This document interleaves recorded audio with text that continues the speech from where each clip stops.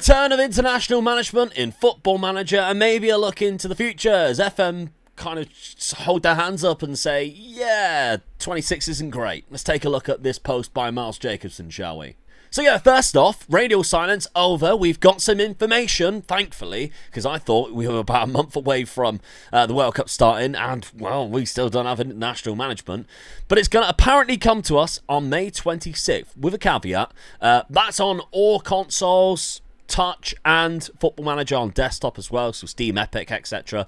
But there is a caveat. That might not be on the May 26th. Hitting this date is subject to the relevant platform submissions and licensing approvals, which also include individual kit manufacturers. Our team will share full feature details and reconfirm the launch date shortly. So it might not be May 26th. But it should be, so hopefully that's the case. Now, what is a good thing is that it's the licensing, as it mentions here. This is an official FIFA World Cup 2026 feature. It gets called a feature later on. Let's not say it's a mode, it's a feature. So what that will be, we don't know. It's given us no information, doesn't give us a look into it. Why this picture is here, I don't know. Because it does. I'd rather have a picture of what we want to see. Just show us something. Now, this update basically doesn't give us an insight in what we're going to see. It gives us a very spec bit of information, but a lot of it is Football Manager basically saying FM26 is not up to scratch, not up to standards, and they even talk about something going forward. So we'll address that in a second. But let's have a look at this, because what we're going to expect from this new World Cup feature, because it doesn't look like it's going to be a different game mode by the way that they've sort of like the Football Manager vocabulary feature basically means something added into the game already.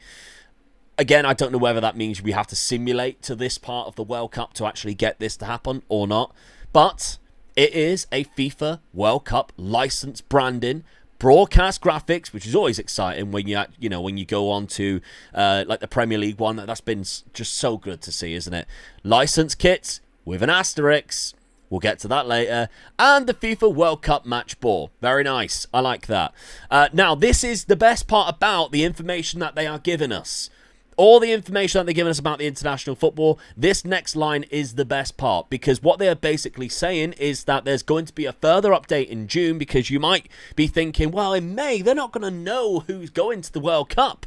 And you're exactly right. You're exactly correct. So there's going to be another update in June, a second update in June, to finalise license assets, so hopefully more kits, etc. Again, there's that asterisk. We'll come back to that at the end. Including the official 26-man 2026 FIFA World Cup tournament squads for all the participated nations. So yes, you might be thinking, well, how do they know who's going to go? Because, I've got the Panini sticker book for the World Cup. There are definitely players in there that won't be going to the World Cup, and there are definitely players that will be that's not in the sticker book. So that always bothers me. Obviously, I understand that they can't just completely guess everybody's team, but this is going to give an update when we do have the teams, which is fantastic. That's a good update to put in there. I'm being positive today. I'm feeling a very positive, motivated mood. That's a positive thing to do. There are some red flags later on, though, so it's not all positive, but that's good. This is where one of the red flags start to come in. Ahead of that, I want to be transparent with you and manage expectations. Already, I go, oh no. Because we've seen this all before, but we've also seen them be ultra confident that we're really going to like things and still let us down. So I don't know whether this is a good thing or a bad thing, but being a positive mind, right, let's just give them the benefit of the doubt. They're being transparent with us and want to manage our expectations for what is coming in this update. While the mode, again, this is weird because in a minute they call it feature and then they call it mode here. Mode suggests that it's on the main menu, in my eyes anyway. On the main menu, there's a box and you press that to play the World Cup mode. That's what I was kind of hoping would go forward with this new Unity thing, that they could add in modes and challenges, etc. This team's in the relegation zone. You can do this for 7 days only, etc. That suggests we'll see that. While this mode represents an improvement on FM24, arguably the best game of all time in terms of a football management game. That's LMA Manager, Premier Manager, etc. All of them. The full revamp will not be released at launch. and instead will be developed further over time, which doesn't suggest in the June update. Now, I don't know whether that's just international management in general, the World Cup mode.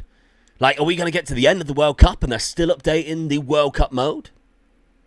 I'm unsure. What do you think that means? Now, I'm hoping what it means is the World Cup mode that they're giving us is basically you play the World Cup as whoever you want to, and, you know, you manage the teams with the official match teams, etc., and try and go through the World Cup like the old FIFA game, for example. Like, I remember playing the South African World Cup FIFA game. It was amazing. I loved it.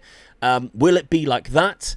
And then the actual international management itself, just in terms of a normal career mode where you can go from being the manager of Liverpool to being the manager of England and then going back and forth. Is that an aspect that still hasn't been fully developed? I'm hoping that's what that means, because then I'll go, okay, that's fair enough.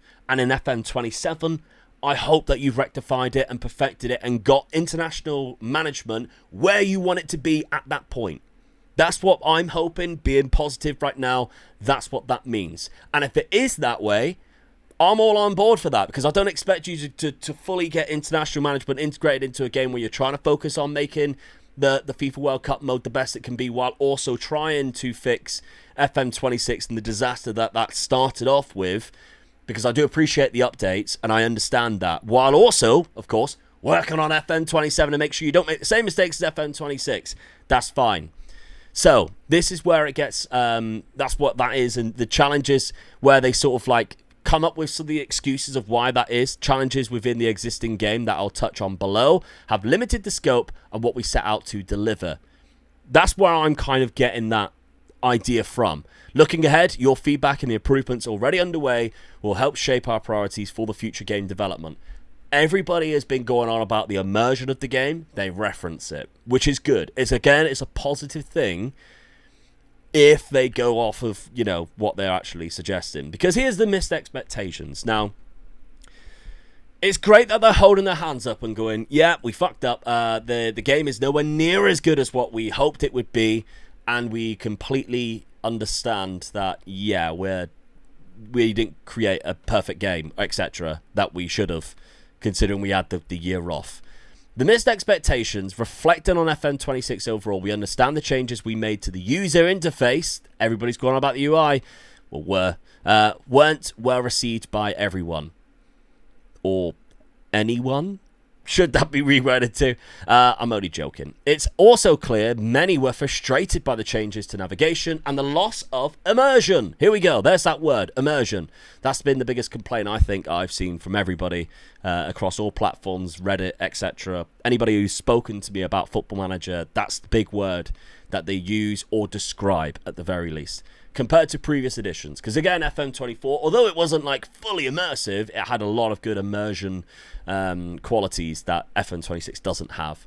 So FM26, the intention was to deliver a UI that was more fluid throughout the game, alleviating the disconnect between old and new items we had in FM24. I was open that we wanted to create a UI for our games that would make productivity tools envious, but that we rolled back some of our more overambitious changes in FM26.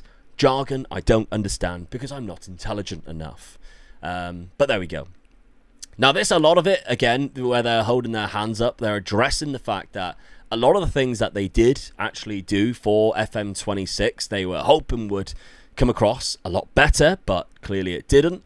FM26 is now a better game than at launch, and the foundations we have in place are much stronger for future iterations.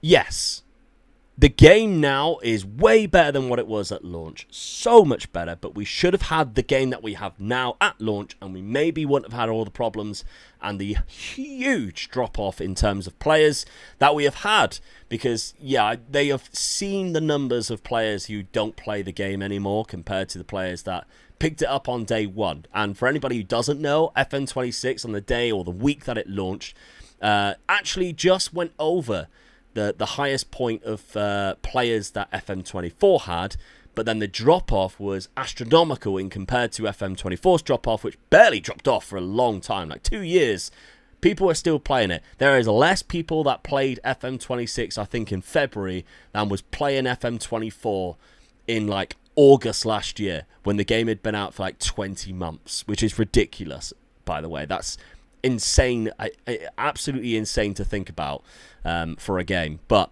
that's how bad the game was received in terms of FM26. So, that being said, we know that what we released has failed to meet the expectations of many.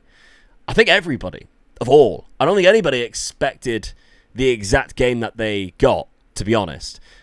This was the first installment of a new era and our first release in 2 years. I think that's mainly the reason why we couldn't accept it. I think, looking on it, if they had released FM25 and it was what we see in FM26, people could have gone, all right, yeah, you tried it. It does need improvement. Let's see what you can do for FM26. But I think it was the fact that they led us down a path of FM25's coming. No, it's not. It's going to be sort of postponed for a little bit. Oh, we've got to release it in March now. And then when it got to February, we've got to cancel it. And everybody's like, what the hell? But that's because we need to perfect the game. Okay, right. We'll give you the benefit of the doubt. We don't have an FM25. Let's look forward to FM26. Oh, FM26 is going to be amazing. It comes out. It wasn't. So I think that's where our trust has been broken in terms of Football Manager. And they actually mentioned that going forward. So we'll see about that. We know how excited and enthusiastic you were, and so have to come below expectations. For some is extremely disappointing. You expect nothing less, etc., etc. So they're taking full responsibility of it, and Miles has said he takes full responsibility of it.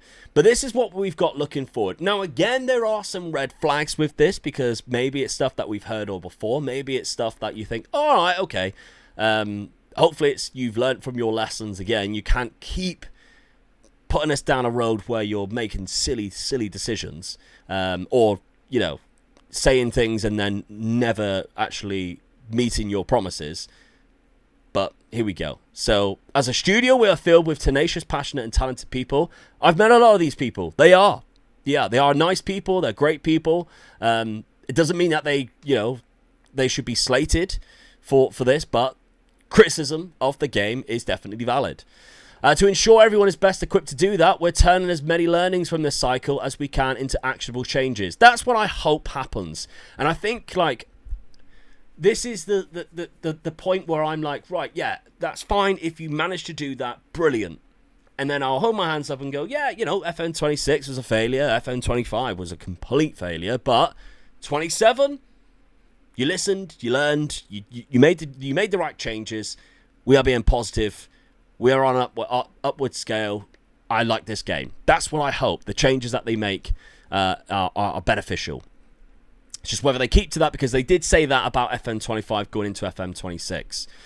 There's role changes, new hires, or new ways of working, which I think, again, is a positive to look at. They're making internal role changes, whatever that means, just people just go into different departments, etc. But the new hires, if a company was in trouble, you wouldn't be hiring new people. So, again, I'm trying to take the positives out of that. So that's good.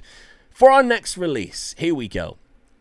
FM27 confirmed. No, there is going to be a new release. That's good. They're thinking that way. We've got a clear set of priorities. This is the one. Okay, listen. Informed by reoccurring pain points that you have raised. The next word, immersion. The next sentence is my favourite sentence of this whole post, by the way.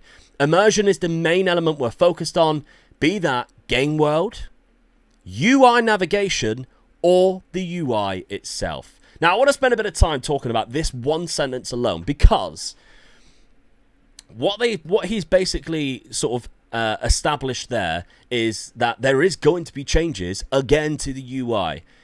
So what we are playing right now on FM26, or if you're not playing it, what I am playing on FM26 is a better game than what was released. The UI, I've got used to it now. There's still things I wish they never changed and I don't like, etc., or I don't ever use.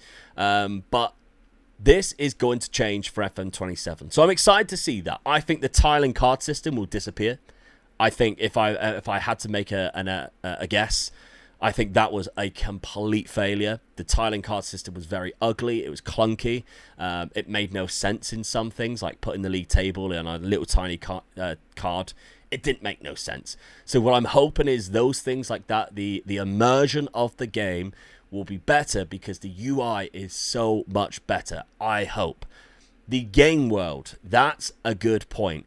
A lot of people are suggesting that on FM24 you felt like you were more immersed in the world of that the game was giving you. You know, you'd see transfers, you'd see managers moving, etc. And you don't necessarily see as much as that now, or maybe you just miss it because the UI is just so in your face. I don't know, but there's going to be changes to that, so that's good. We are looking to elevate all of them and making good headway.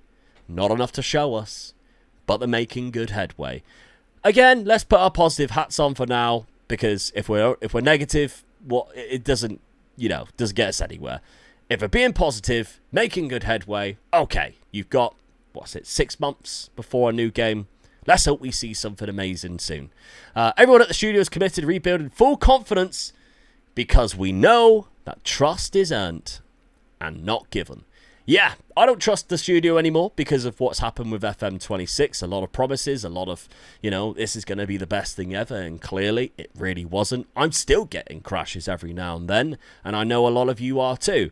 So, yeah, it's going to betray our trust. And we're definitely not going to trust them at the minute. We need them to make us trust them. And that they can do by giving us a bloody good game and giving this international management, the FIFA mode, make it fun, make it enjoyable, make it so it's not so bloody strict, etc. We don't want, we don't want ultimate realism to the point where it's not even fun. Make it fun. That's what we want.